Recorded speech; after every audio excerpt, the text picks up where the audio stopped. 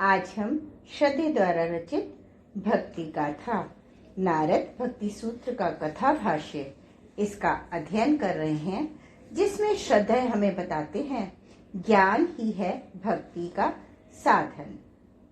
देव ऋषि नारद की अनुभव कथा सुनकर हिमवान के आंगन में भावों की बूंदें बरस पड़ी।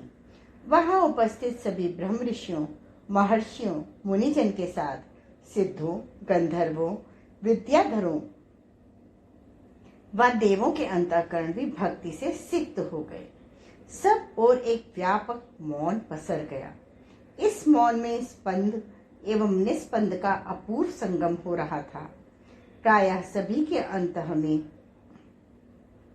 भावों के स्पंदन से बोध की निस्पंदता अंकुरित हो रही थी। हालांकि इस सब ओर पसरे मौन के बीच में वातावरण में चहुं ओर एक प्रश्न की अटखेलियां विचरण कर रही थीं। प्रश्न यही था कि भक्ति व ज्ञान के बीच में क्या संबंध है। भक्ति से ज्ञान प्रकट होता है या फिर ज्ञान से भक्ति। देर तक किसी ने इस ओर ध्यान ही नहीं दिया। सभी अपने भावों में भीग रहे थे। तभी वहां पर एक अपूर्व सुगंधित प्रकाश का विलय छा गया। इस वलय अनुभव में अलौकिकता थी, जिसे सभी ने महसूस किया। इस अद्भुत एहसास की सघनता में सभी ने महर्षि अश्वलायन के दर्शन किए। अश्वलायन की प्रतिभा, मेधा, तप, तितिक्षा से सभी परिचित थे। वहां पर उपस्थित विभूतियों में से कुछ ने उनके बारे में सुन रखा था, तो कुछ को उनके सुखद सहचर्य का अनुभव था। ब्रह्मपुत्र पुलस्त्य के वे बाल सखा थे। उनकी अंतरंगता की कई गाथाएं महर्षियों के बीच उत्सुकता पूर्वक कही गई थीं। आज दीर्घ काल के बाद वे दोनों फिर से मिले थे। इन महर्षियों ने एक दूसरे को देखा तो न केवल इनके मुख पर, बल्कि इन्हें देखकर उपस्थित सभी जनों के मुख पर सात्विक भावनाओं की अनगिनत विद्युत रेखाएं चमक उठी। ब्रह्म ऋषि पुलत्स्य ने उमगते हुए भावों के साथ अश्वलायन को गले लगाया। मिलन में कुछ ऐसा उत्साह और आनंद था कि भावों के अतिरेक में दोनों मित्र देर तक गले मिलते रहे। इसके बाद पुलस्त्य ने उन्हें अपने पास बैठने का आग्रह किया, परंतु अश्वलायन ने बड़े मीठे स्वरों में कहा, आप सब सप्तऋषि मंडल के सदस्य हैं। आपका स्थान विशिष्ट है। विधाता की इस मर्यादा का सम्मान किया जाना चाहिए। ऐसा कहते हुए वे देव ऋषि नारद के समीप बैठ गए। अश्वलायन की यह विनम्रता सभी के दिलों में गहराई तक उतर गई। अनेकों नेत्र उनकी ओर टकटकी बांधे देखते रहे। इन सात्विक दृश्यावलियों के बीच गायत्री महामंत्र के दृष्टा महान ऋषि विश्वामित्र ने कहा, हे महर्षि अश्वलायन, आपकी प्रतिभा, विद्या, ज्ञान की कथाएं ऋषियों के समूह में सादर सहित कही सुनी जाती हैं। आप अपने अनुभवों में खोलकर भक्ति एवं ज्ञान के संबंध का निरूपण करें। ब्रह्म ऋषि विश्वामित्र के इस प्रताप ने अश्वलायन ऋषि को असमंजस में डाल दिया। संभवतः वह इसके लिए तैयार नहीं थे। इसीलिए उन्होंने थोड़ी हिचकिचाहट के साथ कहा भी, मैं तो यहाँ आप सब महनीय जनों के संग के लिए आया हूँ। फिर इस भक्ति अमृत के बीच मध्य मेरी वाणी कितनी उपयुक्त एवं सार्थक होगी। अश्वलायन के इन स्वरों के साथ देवों और ऋषियों के अनुरोध के स्वर भी तीव्र हो उठे। इस आग्रह को वे ठुकरा न सके और कहने लगे कि मैं आप सभी के आदेशों को शिरोधार्य करके अपना अनुभव सत्य कहने का प्रयत्न कर रहा हूँ, परंतु इसका निष्कर्ष तय करने की जिम्मेदारी आप सबकी है। मेरी अनुभूतियां तब की हैं जबकि मैं युवावस्था को पार कर प्रौढ़ावस्था में प्रवेश कर रहा था। अपने अध्ययन के प्राथमिक चरण से ही मुझे सराहना मिली थी। आचार्य गण मुझे प्रतिभा एवं विद्या का पर्याय मानते थे। उन्होंने किंवदंतियां मेरे बारे में प्रचारित हो रही थीं। अनेकों युवावस्था आते तक मैंने सभी विद्याओं एवं कलाओं में निपुणता प्राप्त कर ली, परंतु ना जाने क्यों मन हमेशा बेचैन रहता था। जब तब एक बेचैनी मुझे घेर लेती थी। इसे हटाने के लिए मेरे सभी तर्क निष्फल थे। सारा शास्त्र ज्ञान अधूरा था। आखिरकार मैं हिमालय आ गया। सोचा यही था कि हिमवान की शीतलता अवश्य मेरी आंतरिक उष्णता का शमन करेगी।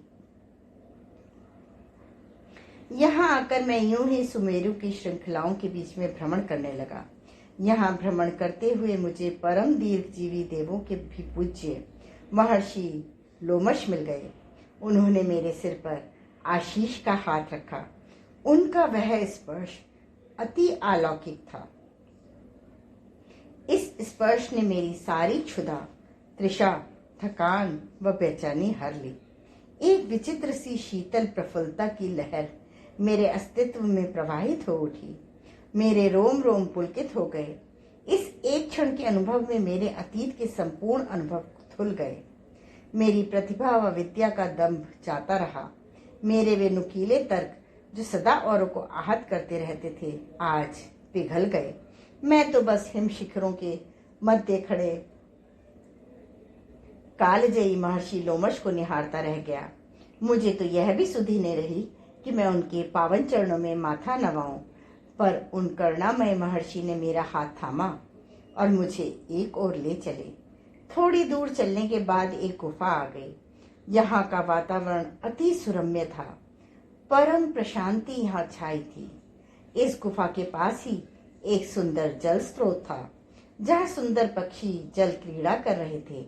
आसपास के स्थान में मखमली घास उगी थी। इस घास के बीच बीच पर सुगंध बिखेरते पुष्पित पौधे लगे थे। इस वातावरण को मैं देर तक थकित चकित देखता रह गया।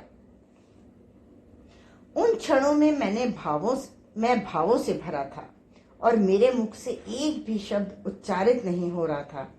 पर महर्षि लोमश बड़े मधुर स्वरों से मुझे कह रहे थे, वत्स, आश्वलायन ज्ञान के दो रूप है। पहला है विवेक और दूसरा है बोध। जो ज्ञान इन दोनों रूपों से वंचित हो, उसे ज्ञान नहीं अज्ञान कहेंगे। कोरी बौद्धिकता से जानकारियों का बोध तो बढ़ता है, परंतु इससे सत्य सद्वस्तु की झलक नहीं मिलती। ज्ञान के अनुभव की प्रथम झलक विवेक के रूप में मिलती है। फिर वह अक्षर ज्ञान से हो या अक्षरातीत अवस्था में पहुंचकर यह विवेक हुआ तो वासनाएं स्वयं ही भावनाओं में रूपांतरित हो जाती हैं और अंतःकरण में भक्ति अंकुरित होती है।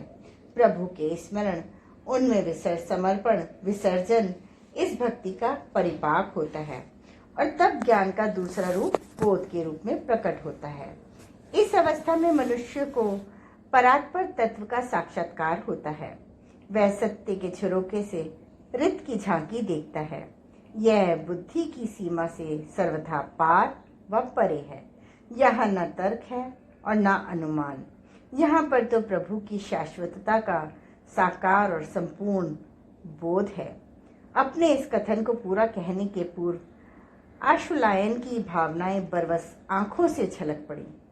जिस तरह से वह स्वयं को संयत करते हुए बोले, मैं तो यही कह सकता हूँ कि भक्ति ज्ञान का सार है। आशुलायन के इस वचन को आत्मसात करते हुए देव ऋषि नारद ने अपने सूत्र का सत्योच्चार किया। तस्या ज्ञान में साधन मित्य के, अर्थात उसका भक्ति का साधन ज्ञान ही है। किन्हीं आचार्यों का यह मत है। इस सूत्र को सुनने के साथ सभी के मन मौन में डूब गए। संभवतः इस सत्य का कोई अन्य पहलू अवतीर्ण होने की प्रतीक्षा में रत था। आज के स्वाध्याय का क्रम यहीं समाप्त होता है। अगले क्रम में श्रद्धेय हमें बताएंगे भक्ति और ज्ञान में विरोध कैसा। धन्यवाद।